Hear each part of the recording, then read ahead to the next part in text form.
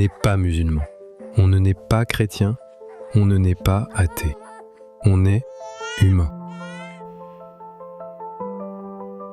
Dès ta première respiration, tu entends des murmures. Des voix qui te collent une étiquette sur le front. Moi, je suis né dans une famille musulmane.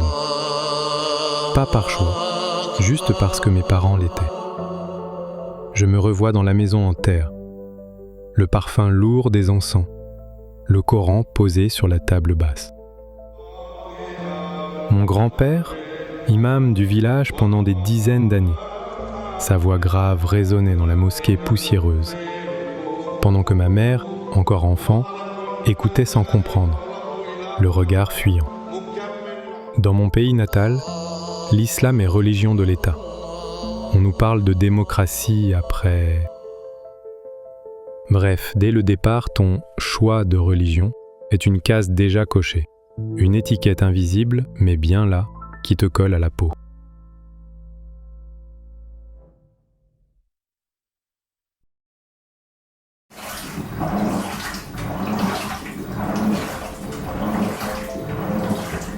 À l'école, dès 6 ans, une matière me suivait partout, l'éducation islamique. Je me revois dans la salle de classe étouffante, murs blanchis à la chaux, les vieux livres papier jauni, le crachin qui frappe la fenêtre. On nous répétait « L'islam est la seule vraie religion. Il n'y a pas d'autre Dieu qu'Allah. Point. » Et si tu osais douter, même un peu... Oh non, c'était écouter Shaitan, le diable. Douter, c'était ouvrir la porte à la mécréance, la débauche, l'enfer. J'entends encore les voix qui parlaient de flammes éternelles et du châtiment de la tombe, comme un écho dans ma tête. Et surtout, pas une question ne pouvait sortir. À l'école, dans la mosquée ou dans les écoles coraniques, poser une question, c'était déjà un crime. Alors tu baisses la tête, tu te tais, tu caches ta curiosité. Pensez à vous abonner pour ne rien manquer des prochains épisodes. Si la vidéo vous a plu, un petit like et un partage font toujours plaisir.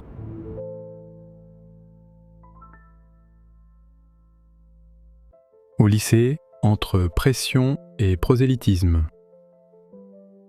Le lycée, théoriquement, l'âge où l'on s'ouvre, où l'on questionne, où l'on découvre le monde.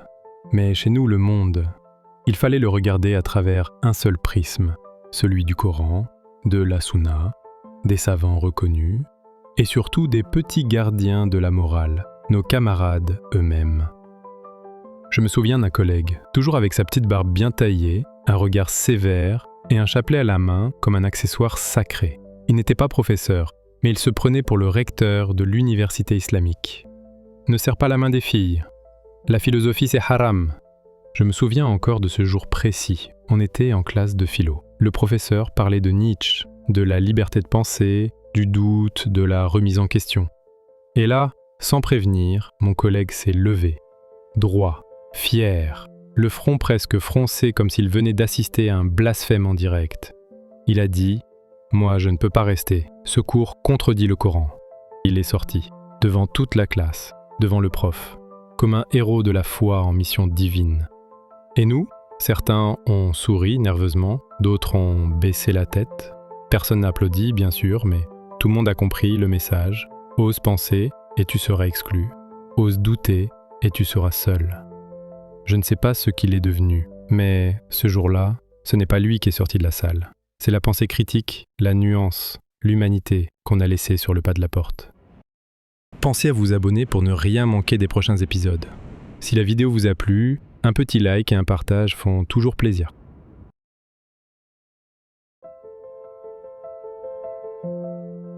On nous disait « Tout est clair dans le Coran, tout est parfait. Il n'y a pas à réfléchir, il suffit de suivre. » Mais dans le silence de ma chambre, quand la maison dormait, je lisais, en cachette, parfois à la lumière d'une bougie. Et je voyais des versets qui se contredisaient, des peines disproportionnées, des punitions pour des choses naturelles, des menaces de feu, de peau brûlée et remplacée pour mieux être brûlée. Et pourtant, je refermais le livre, avec ce nœud dans la gorge, avec ce poison dans la tête. Et je me disais, ne pense pas, c'est Shaitan qui te parle. Le doute, On me l'avait appris, ce n'était pas une démarche humaine. C'était une trahison spirituelle, une maladie, un piège du diable. Alors j'essayais de le chasser, A'oudhu billah. Mais quelque part au fond de moi, j'imaginais ce fameux Chitan, assis dans un coin, fatigué, lassé. On l'accusait de tout. Tes idées contredisent certains versets du Coran, c'est Chitan. Tu préfères dormir au petit matin au lieu de te lever pour la prière d'Al-Fajr, c'est Chitan. Tu doutes, c'est lui aussi. Pauvre gars, il n'avait même plus besoin de travailler. On faisait tout le boulot à sa place. Petit sourire en coin. Mais je ne riais pas longtemps, parce que le système était bien huilé. Et chaque fois que je doutais, je culpabilisais. Chaque fois que je pensais, je me sentais sale. Penser, c'était déjà à s'égarer. Douter, c'était s'éloigner d'Allah. Et donc, se rapprocher de l'enfer. Ce n'était pas un simple texte qu'on nous enseignait. C'était une prison mentale. Et plus on y croyait, plus on en était fier. Plus on en souffrait, plus on nous disait que c'était noble.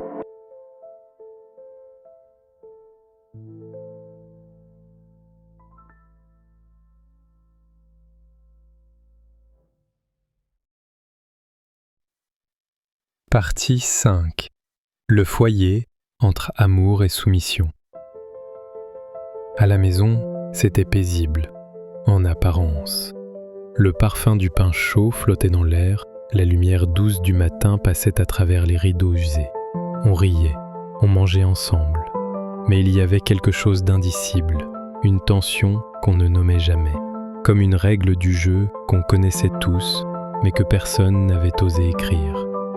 Chez nous, l'amour était réel, mais il était encadré, verrouillé, corseté par une morale invisible, une morale qu'on n'avait pas choisie. Ma mère, douce et attentionnée, avait le cœur rempli de lumière, mais elle était elle-même prisonnière d'un héritage qu'elle n'avait pas remis en question. Son père, mon grand-père, était imam du village pendant des décennies. Un homme respecté, inattaquable. Il faisait les prêches du vendredi avec autorité et tout le monde l'écoutait, même ceux qui, secrètement, ne comprenaient rien à l'arabe du Coran.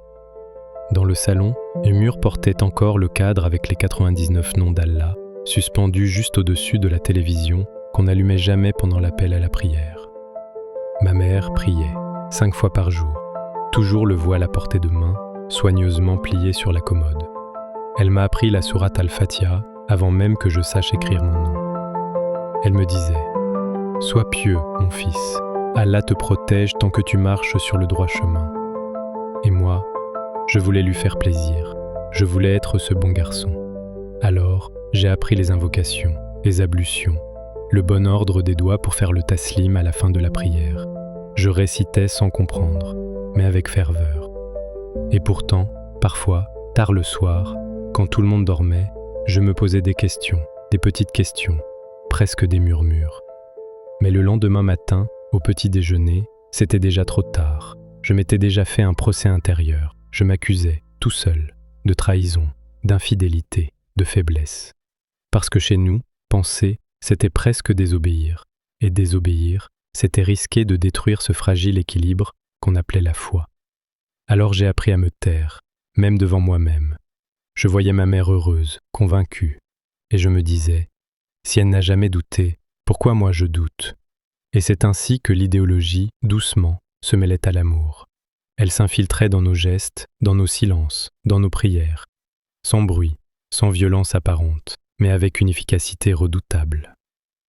Le foyer, ce lieu de tendresse, devenait aussi le premier théâtre de l'obéissance. Et moi j'y jouais mon rôle, à la perfection. Pensez à vous abonner pour ne rien manquer des prochains épisodes. Si la vidéo vous a plu, un petit like et un partage font toujours plaisir.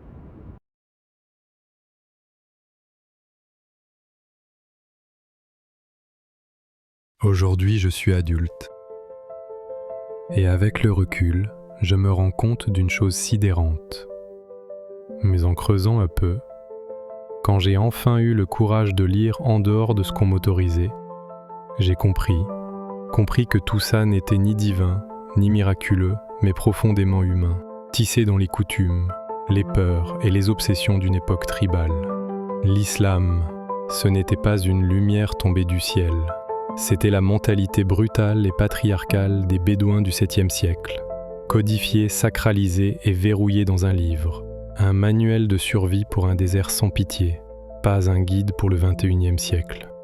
Et au centre de tout ça, un homme, Mohamed, ni plus ni moins qu'un chef de clan, qui a bâti un empire religieux à coups de versets opportunément révélés, toujours au bon moment, toujours en sa faveur. Une épouse en plus, un verset. Un butin, un verset. Un ennemi, un verset. Et nous, on nous disait que c'était la parole de Dieu. Ce n'est qu'en sortant de la bulle, en osant débrancher les écouteurs du prêche permanent, que j'ai vu la mécanique. Pas d'ange, pas de miracle, juste un projet politique, tribal, masculin, autoritaire, et la peur comme carburant. La peur du doute, la peur du châtiment, la peur de brûler, la peur de penser, et surtout, la peur de la femme. Je vois maintenant combien cette idéologie est profondément misogyne, culpabilisante, mortifère. On m'avait appris à me méfier du corps féminin, à détourner le regard, à voir dans chaque cheveu un appel au péché. Mais jamais à comprendre, jamais à aimer sans honte, jamais à respecter sans condition. Je suis sorti de tout ça, mais ça laisse des cicatrices, des réflexes, des silences. Parfois, quand je marche dans la rue, j'ai encore ce sursaut intérieur. Est-ce que ce que je fais est halal ? Puis je me reprends et je souris, parce que je suis libre. Et cette liberté, personne ne me l'a donnée. Je l'ai arrachée. Pensez à vous abonner pour ne rien manquer des prochains épisodes. Si la vidéo vous a plu, un petit like et un partage font toujours plaisir.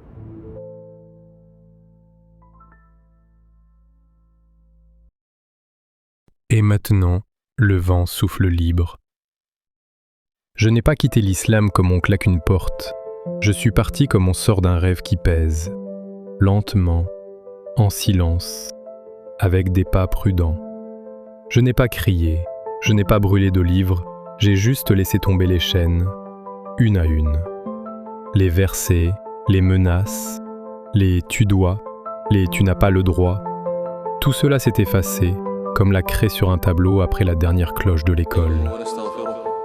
Je n'ai pas fui Dieu, je l'ai cherché partout, mais il n'y avait que des voix d'hommes, des vieux barbus, des sermons dans des micros grésillants, des regards lourds dans les mosquées. Et puis un jour, je me suis assis seul, face au ciel, et j'ai compris. Je n'avais pas besoin de croire, j'avais besoin de respirer. Je n'ai plus peur, ni du feu éternel, ni du châtiment de la tombe, ni des sourates qu'on récitait comme des menaces, ni des regards pleins de jugement. Je suis libre, mais ce n'est pas une liberté bruyante, c'est une liberté calme, comme un matin sans bruit, comme une page blanche. Il m'a fallu des années pour oser douter, puis encore des années pour oser dire « je ne crois plus ». Et dans ce simple aveu, il n'y avait pas de haine, il y avait juste un homme qui se relève et qui marche. Enfin, sans tuteur, sans bâton, sans voix divine au-dessus de la tête. Je ne demande pas qu'on me comprenne. Je ne cherche pas à convaincre. Je raconte, parce que le silence, lui aussi, enferme. Et si quelque part une jeune fille ou un jeune garçon m'entend et se reconnaît dans ce doute interdit, qu'il sache ceci, il n'est pas seul. Et non, douter n'est pas un péché. C'est peut-être même le tout début de la lumière.